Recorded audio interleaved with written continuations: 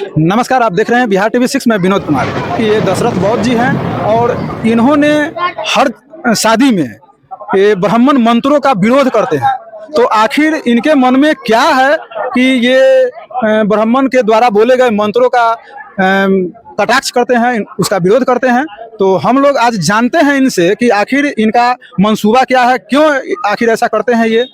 नमस्कार सर। जी नमस्कार। आप हमारे दर्शक को बताइए कि कहीं भी आपको देखा गया है लोगों को ब्राह्मण के द्वारा कराए गए शादी का विपक्ष में बात करते हैं, उनको मान्यता नहीं देते हैं, और आप बार बार कहते हैं कि मानववादी तरीके से शादी कराना उचित है, और ब्राह्मण के द्वारा जो पढ़ाया गया मंत्र है उसका आप बहिष्कार करते हैं, ऐसा क्यों? जी नमस्कार। देखिए, हमारे देश में दो संस्कृति है। एक तो श्रमण संस्कृति है जो बहुत ही पुरानी संस्कृति है, और हम लोग जो भारत के मूल निवासी है, इसी पुरानी संस्कृति से हम लोग अपना हर कार्य करते आए हैं। चाहे शादी विवाह हो, चाहे जग प्रयोजन हो, कोई भी अनुष्ठान हम लोग इसी रीति से करते हैं। बाद में आर्यों का जब आक्रमण हुआ तो उन लोगों ने हमारे इस श्रमण संस्कृति को ध्वस्त कर दिया और एक मनवादी संस्कृति हम लोगों के ऊपर थोप दिया।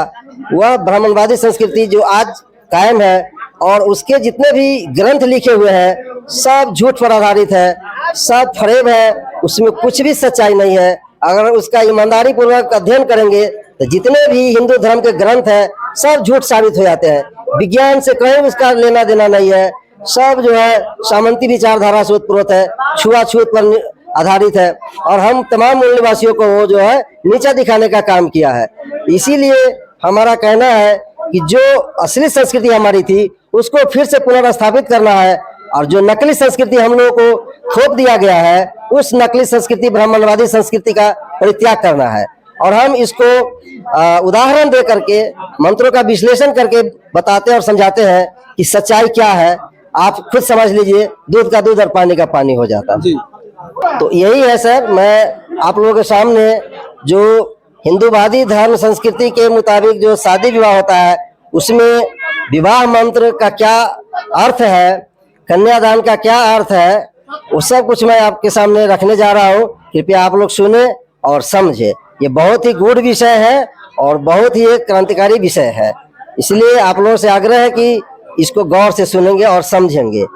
और अगर आप लोगों को इस पर शक होगा तो आप संस्कृत के विद्वानों से इस पर आप व्याख्या करवा सकते हैं, उनसे आप समझ सकते हैं कि इस मंत्र का क्या अर्थ होता है। हम अपनी तरफ से कुछ नहीं कह रहे हैं, जो वेद पुराण में लिखा हुआ है, जो विवाह में ब्राह्मणों के द्वारा उच्चारण किया जाता है, जिस मंत्र का उच्चारण किया जाता है, बस उसी का विश्लेषण करके हिंदी में हम आपको बताने जा रहे हैं। सबसे पहले मैं आपके सामने कन्यादान का मंत्र का उच्चारण कर रहा हूँ, और उसका जो है संस्कृत में, और फिर उसका हिंदी करके मैं आप लोगों के सामने बताऊंगा।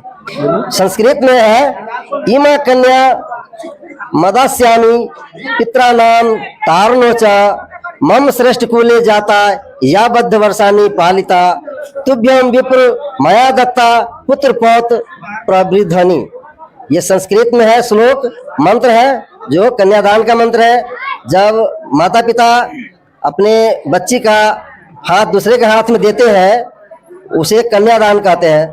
तो सबसे पहले ये हाथ पिता अपनी पुत्री का ब्राह्मण के हाथ में देते हैं, और फिर बाद में ब्राह्मण जो है वो लड़का के हाथ में, दूल्हा के हाथ में देता है। तो इसी अंतर को समझने की जरूरत है। हम लोग इस पर ध्यान नहीं देते हैं, लेकिन इस पर ध्यान देने की जरूरत है। इसका अर्थ है, हे विप्र देवता, मैं अपनी कन्या को वर्षों से अपने गर्भ से जन्म देकर बड़े दुलार प्यार से पाल पोस कर जवान किया है। इस कन्या को अपने पितृ को तारने के लिए आपको दान दे रहा हूँ, इसे स्वीकार करें और अपने पुत्र पौत्र में वृद्धि करें।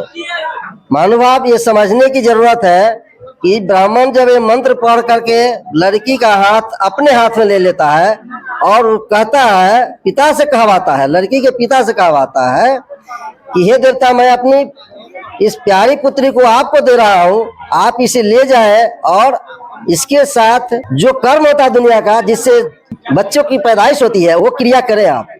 तो आप समझ सकते हैं, बुद्धिजीवी लोग हैं, विशेष इसको समझाने की जरूरत नहीं है। तो इस तरह से हम लोग कन्यादान मंत्र का विरोध करते हैं, जो ब्राह्मणवादी कन्यादान मंत्र है। ये बहुत ही घटिया और अश्लील है, इसलिए इसका परित्याग होना चाहिए। दूसरा विवाह मंत्र है जो मैं आपको बता रहा हूँ, पहले संस्कृत में फिर हिंदी में।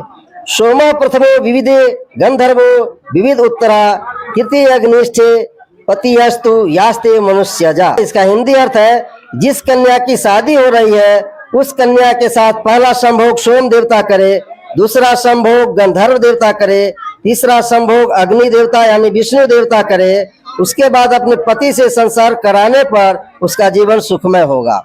अब समझ लीजिए कि कितना गाली दिया गया है हमारे समाज को ब्राह्मणों के द्वारा इस मंत्र में, कि हम लोग अपनी बच्ची को इतना प्यार से जन्म देकर पाल पोस कर सियाना किए हैं और शादी कर रहे हैं, तो हम किसको दे दे, कौन हमारी बच्ची के साथ संभोग करेगा। ये इस मंत्र में स्पष्ट किया गया है। हमारा समाज संस्कृत नहीं समझ रहा है, इसीलिए इस मंत्र का अर्थ नहीं जानता है और ब्राह्मण के बताए हुए रास्ते पर चल करके अपनी बच्ची का कन्यादान करता है, शादी विवाह करता है। तो हमारे समाज में जो पढ़े लिखे लोग हुए हैं, बाबा साहब जैसे महान विभूति आए हैं धरती पर भारत में, ज्योतिबा फूले जैसे लोग आए हैं, पेरियार रामास्वामी जैसे लोग आए हैं, तो हम लोग इन चीजों को पर्दाफाश करके दिखाए हैं और आज हम लोग आंखें खुल गई है, इसलिए हम लोग जो है इसका विरोध करते हैं और आप लोगों के सामने रखते हैं कि आप लोग खुद से समझिए यह कितना घटिया मंत्र है और इस मंत्र से क्या अपनी बच्ची का कन्यादान करना चाहिए, क्या उचित है? क्या इस मंत्र से अपनी बच्ची का शादी करना चाहिए? बिल्कुल नहीं, ये अनुचित है। ये तो बिल्कुल अनुचित है जी, तो इसीलिए हम लोग इसका विरोध करते हैं। विवाह का दूसरा मंत्र भी है जो आपके सामने मैं संस्कृत में रख रहा हूँ, फिर हिंदी में रखूंगा। गणा नाम त्वा गणपति हवामहे, प्रिया नाम त्वा प्रियपति हवामहे, निधि नाम त्वा निधिपति हवामहे, वशोमप अहम जानी गर्भधम। इसका अर्थ है कि जिस कन्या की शादी हो रही है उस कन्या को गणेश देवता इतना संभोग करे कि उसकी हवा निकाल दे, विष्णु देवता इतना संभोग करे कि उसकी हवा निकाल दे, ब्रह्मा उसके साथ इतना संभोग करे कि उसकी हवा निकाल दे। इस कन्या से उत्पन्न बच्चा बहुत बलशाली और तेजस्वी होता है, ऐसा हम लोगों को समझाया गया है। तो इस मंत्र में भी देखिए कितना गाली है, कितना हमारे समाज को अपमानित किया गया है, हमारी बच्चियों के साथ कैसा दुर्व्यवहार किया गया है, ये आप सभी लोग समझ सकते हैं। तो इसलिए इस मंत्र का विरोध होना चाहिए, परित्याग होना चाहिए। अब आपको हम दूसरा एक और चीज आपको बताना चाह रहा हूँ जो ब्राह्मण लोग हम लोगों से करवाता है। यह जो है मंत्र है शादी का ही मंत्र है, जो आप सभी लोग प्राय हिंदू समाज के लोग हैं और हिंदू रीति से जो लड़के लड़कियों की शादी करते हैं वो लोग दोहराते हैं। ब्राह्मण बोलता है और ये लोग दोहराते हैं, उसको भी मैं पढ़ के सुनाता हूँ। ओम श्री गणदीपत गणपति गुंगवामहे, गणतुआ गुंगवामहे, बर कन्यायाम गुंगवामहे, पनतुआ बसहु मम जान गर्भ धर्मा धम्रातु इदम, कन्या देव अर्पण सक्षम देव गर्भाधीन इति वरम समर्पयामि। इसका अर्थ है कि घर का मुखिया गूंगा बहरा है, मतलब घर का गार्जियन जो है, लड़की का माँ बाप है, वो गूंगा बहरा है, कुछ सुनता नहीं है, कुछ बोलता नहीं है। इसके जितने भी रिश्तेदार है, नातेदार है, वो सभी लोग गूंगा बहरा है, वो सब मूक बधिर है, बुर्बक बेवकूफ है। ये पंडित बोल रहा है, ये पंडित बोल रहा है और घर वाले को समझा रहा है। बर कन्या भी गूंगे बहरे हैं, जिसकी शादी हो रही है वो लड़का लड़की भी गूंगा बहरा है, बुर्बक है, मूर्ख है। और हे कन्या के देव मुझे जानो, मैं कन्या को गर्भवती करने में सक्षम हूँ, इसे मुझे अर्पण कर दो, मैं इसे गर्भवती करके मैं वर को दूल्हा को समर्पित कर दूंगा। यह अर्थ है, जिसका अर्थ कितना घिनौना और घटिया है आप लोग समझ सकते हैं।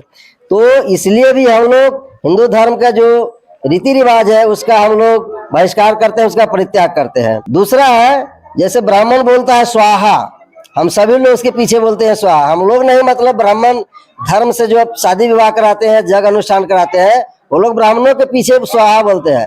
ब्राह्मण बोलता है स्वाहा। अब स्वाहा का अर्थ क्या होता है इसको समझ लीजिए।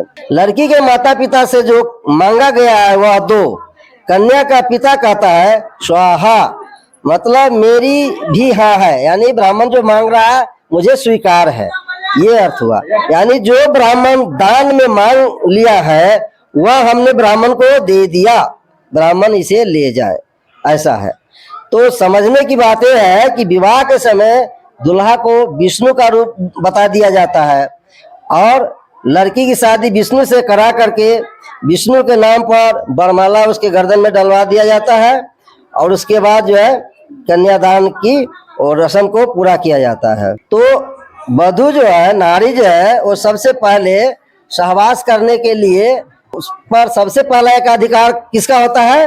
ये होता है ब्राह्मण का। ब्राह्मण जो है यानी विष्णु को समर्पित कर दिया, लेकिन विष्णु के रूप में कौन है? वह तो ब्राह्मण है।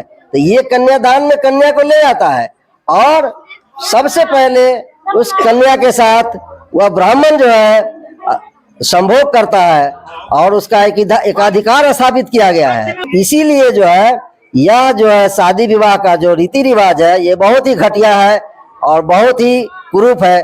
इसे हम लोग का परित्याग करना चाहिए। दूसरा चीज मैं आपको बता देना चाहता हूँ, एक लाइन और। ब्राह्मण क्या है? ब्राह्मण के बारे में थोड़ा मैं बता देता हूँ। शास्त्रों में लिखा है, ब्राह्मण अपने लिए क्या लिख लिया है वो मैं आपको बता देना चाहता हूँ। हम सभी लोगों ने ब्राह्मण को देखा है, वो भी आदमी जैसा है, हमारे जैसा है। उसको 2 हाथ, गोड़, पैर, नाक, मुंह, कान, वो भी खाता है, कमाता है, वो भी बीमार पड़ता है, वो भी मर जाता है। तो हमारे और उसमें कोई अंतर नहीं है। लेकिन उसके बाद वो अपने को क्या कहा है ये थोड़ा आप संस्कृत में समझिए, फिर हिंदी में बताऊंगा। देवाधीनम जगत सर्वा, अर्थात देवता का अधीन पूरा संसार है, पूरा सृष्टि है। मंत्राधीनम च देवता, और वह देवता जो है वो मंत्र के अधीन है। ते मंत्रा ब्राह्मणाधीना, और वह मंत्र जो है वो ब्राह्मण के अधीन है। तस्मात् ब्राह्मण देवता, इसीलिए ब्राह्मण देवताओं का भी देवता है, यानी महादेवता है। अर्थात इस श्लोक में ये कहा गया है कि ब्राह्मण ऐसा चीज है जो सभी देवताओं का देवता है, सभी भगवानों का भगवान है। अब समझ लीजिए कि एक आदमी जैसा है, हमारे जैसा आदमी है, जीव है, और वह भगवानों से भी बड़ा अपने को स्थापित किया है वेद पुराण ग्रंथ में लिख करके। तो समझ सकते हैं कि कितना झूठ है, कितना घटिया है, कितना ये जो है बकवास है।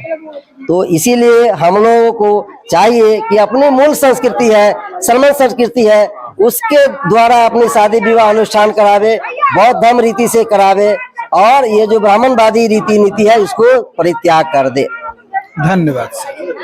तो अभी आप लोगों ने देखा कि किस प्रकार से पंडित समाज के लोगों को गुमराह करते हैं, किस प्रकार से संस्कृत में बोले गए मंत्रों का उच्चारण इन्होंने करके बताया कि किस प्रकार से उनके मंत्र का उच्चारण क्या होता है, उसका हिंदी अनुवाद क्या होता है। तो अब तो आप लोग, हमें लगता है कि समझ गए होंगे, और अगर समझ गए हैं तो क्या आपको चाहिए कि ब्राह्मण के द्वारा शादी करवाएं, या आप चाहते हैं कि मानववादी तरीके से शादी करवाएं, ये आप पर डिपेंड करता है। अगर यह वीडियो आप लोगों को अच्छी लगे तो कृपया वीडियो को लाइक एवं ज़्यादा से ज़्यादा शेयर करें तथा घंटी के बटन को अवश्य दबाएं। धन्यवाद।